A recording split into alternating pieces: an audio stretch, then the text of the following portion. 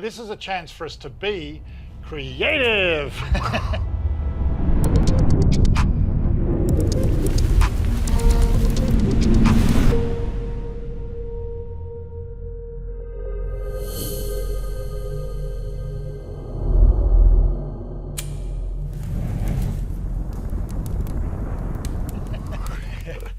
All right, we're thinking about creativity and innovation in leadership.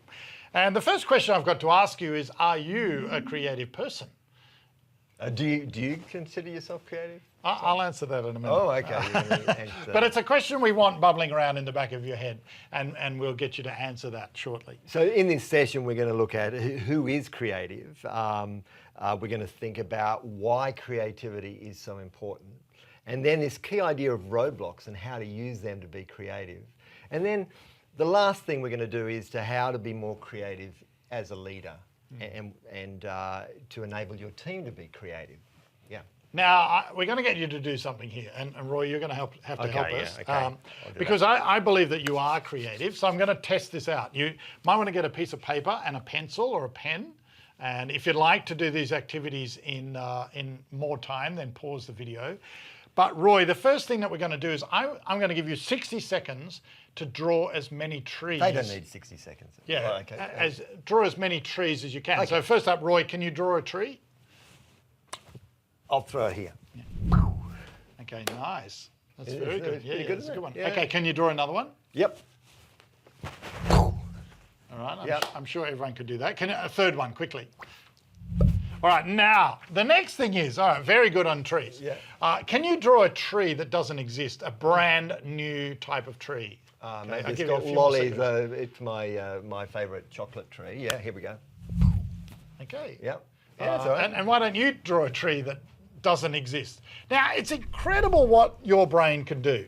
And in just a matter of seconds, you can actually show that you can make stuff that doesn't exist. No one's ever seen it before. Yeah, so God made about 60,000 types of trees. Yeah. But if we all invented our own as well, there'd be like 7 billion trees around there. Yeah, so it's quite extraordinary. You are very creative, and we're going to unpack that a bit more. So who is creative, Roy? It all starts with the way that God introduces himself in the scriptures. In Genesis 1, in the beginning, God created.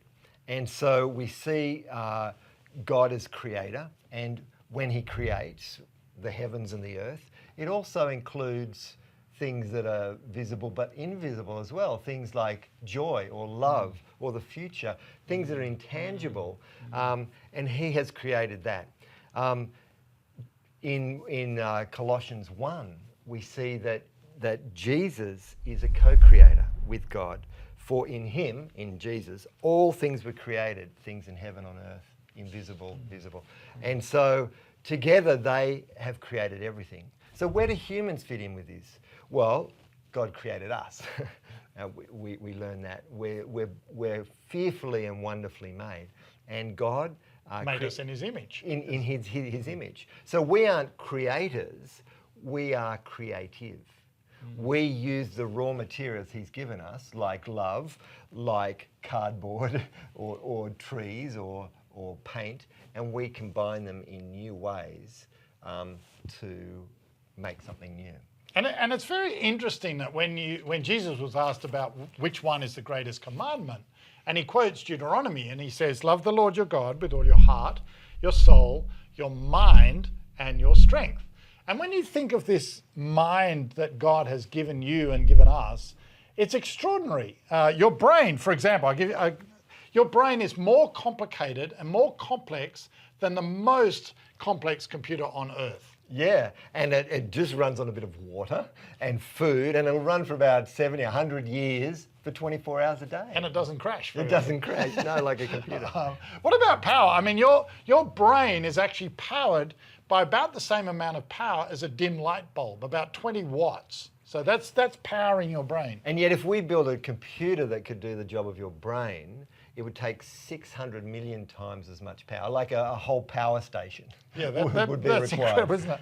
And some recent brain research indicated, theoretically, that because of the number of connections in your brain and how they work, your brain could house the entire internet. That's how complicated your brain Wow, is. that's a lot of data, isn't it? Yeah, huge. But it only weighs a bit over a kilo or about 3 pounds. 3 pounds. Yeah. So your mind is incredible what God has given you. So when Jesus said, love the Lord your God with your heart, soul, mind, and strength, it's God saying, use that mind that I've given you. And a large part of that mind is about being creative. Yeah, we see it in Jesus. He just had himself, and he was out in Galilee and Jerusalem preaching, and yet tell us about some of the creative things that he did, with... Yeah, well, it's interesting when you think of the things that are recorded in the Gospels, you think of all the visual illustrations that he used. So sheep and coins and wine and boats and wheat and many, many others. And these things still 2,000 years later, they resonate, they make sense to us. Yeah, so creativity is very important in leadership. Jesus showed us that. He demonstrated it in his ministry. Most of his ministry was outdoors, using things that people could touch and feel around them to help them understand things. So what is creativity? It's the ability to innovate with purpose. Einstein calls it intelligence having fun. I know your term that you love is courageous thinking. Courageous thinking, yeah. A little bit like faith. It's being willing to step out of the boat. Incredibly creative things to do, things that have never been tried before. And leaders often are called to do that, to take people to places you haven't been and they haven't been. Yeah, so it requires courage to be creative. I like to call it like living with spark, that you're fully alive, fully forgiven and forgiving. You're able to thrive. It's like the tree planted by the water in the Old Testament. So Roy, let's get back to that first question. Are you a creative person? Yeah. How can we think about that? Well, I'm going to answer this with a question, actually. So, with Jesus' favourite technique. Do you think it is more creative to preach a sermon, or is it more creative to lead worship? Like music, that sounds creative. Sermon, that sounds like it's a bit ahead. So what's more creative? It's an excellent question, because obviously we think worship is more creative, but actually both can be creative and both can not be creative. So I can lead worship and just copy what other people have done, do it exactly the same way, do the same songs. That's not being very creative. It's not taking people on a journey. So worship can be creative or it can be uncreative. Likewise, a sermon can be the most creative thing. And again, we go back to Jesus, where he's speaking, but he uses incredibly creative illustrations. He uses the most appropriate ways to connect with people's hearts. So a sermon can be an amazing creative expression and space, even if it's just using your voice. So you don't even have to necessarily use technology or anything. Just your voice and what you say can be very creative in a sermon. Yeah. So creativity is finding solutions. So in a sermon, you're wanting people to unpack the Word of God and to touch their hearts. So finding a creative solution to do that powerfully under the Holy Spirit, that is creativity. So there's one of my favourite stories in Scripture where we see Jesus recognise the value of creativity is found in Mark chapter 2. Let's go back there. Yeah. Here we are. Yeah, here we go. So tell us about it. Yeah. You know the story. Jesus heals the paralytic. And 4 friends, fortunately this disabled man has 4 friends. And they want to get him to Jesus because they know Jesus will make the big difference in his life. And they get there, there's a roadblock. They can't get through because the whole house is completely crowded with people. So they find a way up onto the roof. They pull the roof apart. They put the man down into the centre right before Jesus. And there Jesus does a really curious thing. We know some parts Jesus forgives him and heals him. But before all that happens, Jesus looks at those friends, those 4 friends, and he says, your faith has healed him. In other words, they got to a roadblock and they could have said, no, we can't get around this. We can't get you to Jesus, sorry. But no, they said, we've got to get him there. And so their faith, their commitment, their persistence, their creativity was faith. So creativity is not something peripheral. It's not just decorating something nicely. It is something that is really essential. God introduces himself as creator. We are creative. All of us are creative as humans. And our job is to express that, isn't it? So let's think a little bit about these roadblocks. Yeah. Let me try this. We'll draw a brain, okay? So here's we David go. and his brain. All right. So your brain is in your head like that. Yeah. With lots of different synapses. And this is a metaphor of the brain. But in a way, your brain creates patterns or habits for doing things. So Like a routine. a routine, yeah. And these are good things. So for example, how do I get to church or how I get to work? So I always drive that way, then that way, then that way, then that way, that way, that way, etc. And all sorts of activities that we do. And we do it the same way every time. So that reinforces it. It becomes stronger sort of pathway, doesn't it? Yeah, it might be how we brush our teeth. Or how we do Sunday school. Yeah. Now, imagine one day I'm driving along this road and there's a roadblock there. So here we go. And the road is blocked. It might be a truck has crashed or the road is washed away. There's a flood. I don't know. And I've got a choice to make. I can go back home or I can find a new way. So here I drive down the path and I get to that point and then I have to find a new pathway.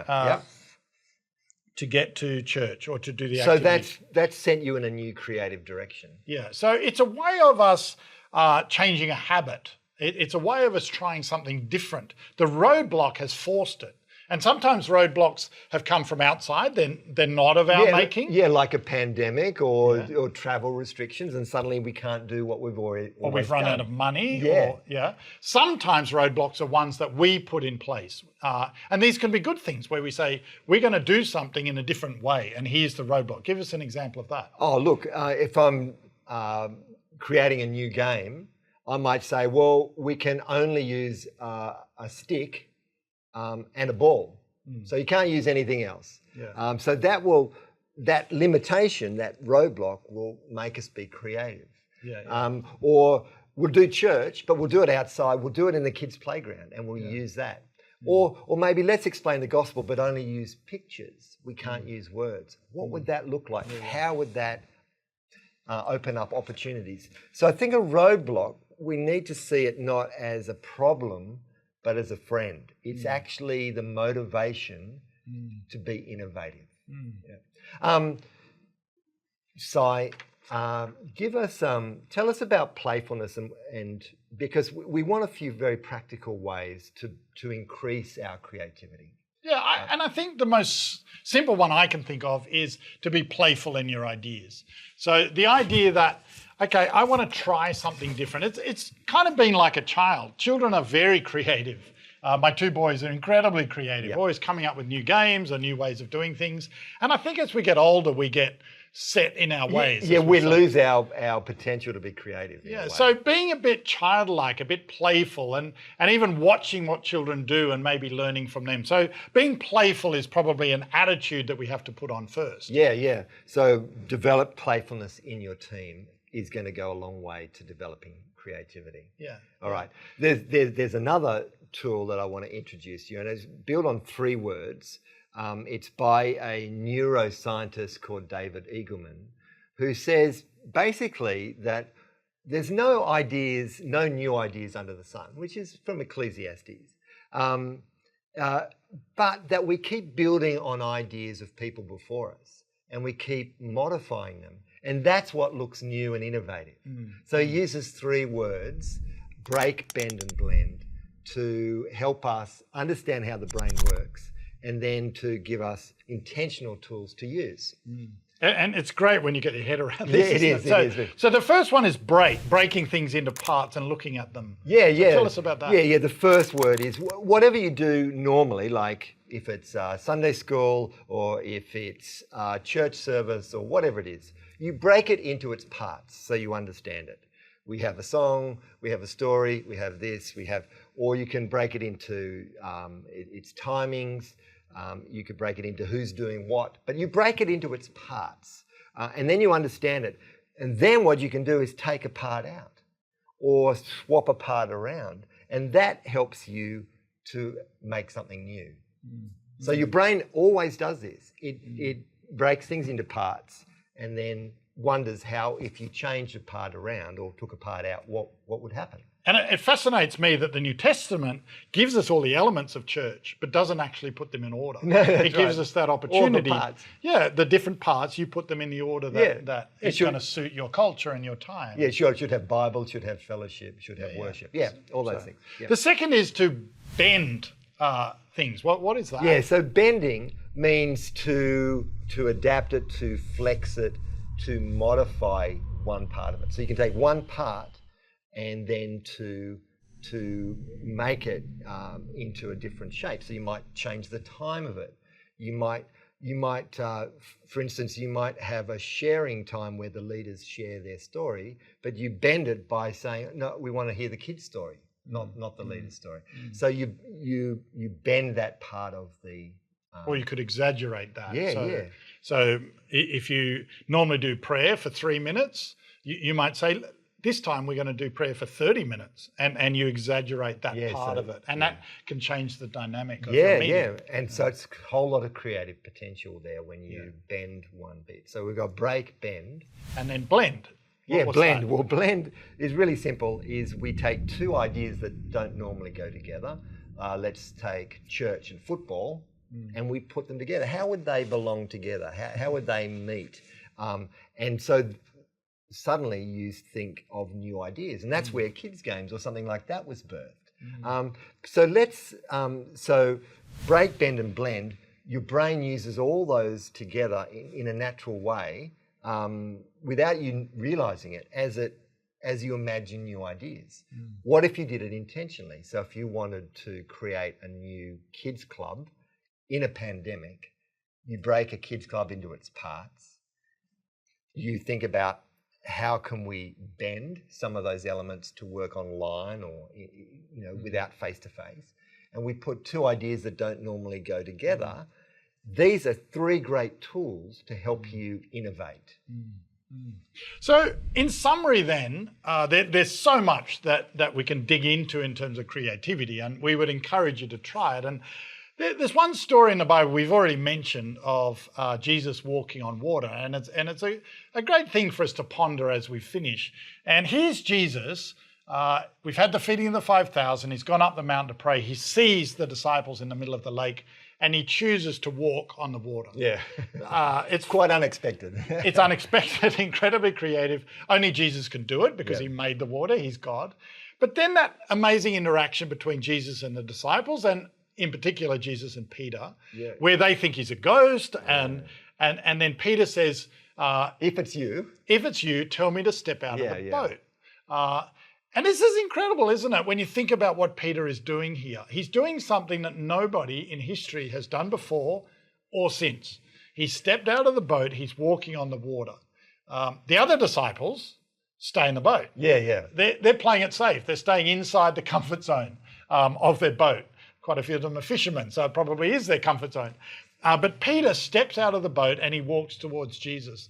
And he's able to do something that he can only do with Jesus' help. But he wants to be where Jesus is. And I think as we think about creativity, it's about being right where God is. He is still the creator. He's still the only truly creative being in the universe. And we want to be where he is. And Peter does that. It's great. It's scary though. It is. He took a you risk start to sink. stepping out of the boat. We talked about what creativity is. You said it's courageous thinking. And so Peter had so much courage to go out there and do something that was impossible. Whatever your challenge right now, where you have potential to be creative, it might seem impossible. It's always been done the same way. There's so many obstacles, so many roadblocks, but see them as your friend. One of my favorite scriptures in Ephesians chapter 3, the end of that is, God is able to do immeasurably more than we're able to ask or even imagine, which is all creativity, isn't it? So he can blow our minds beyond what we can even imagine. So our prayer for you is that as you grow in leadership, that creativity you would see the value of it, and it would powerfully energize your ministry. That's right.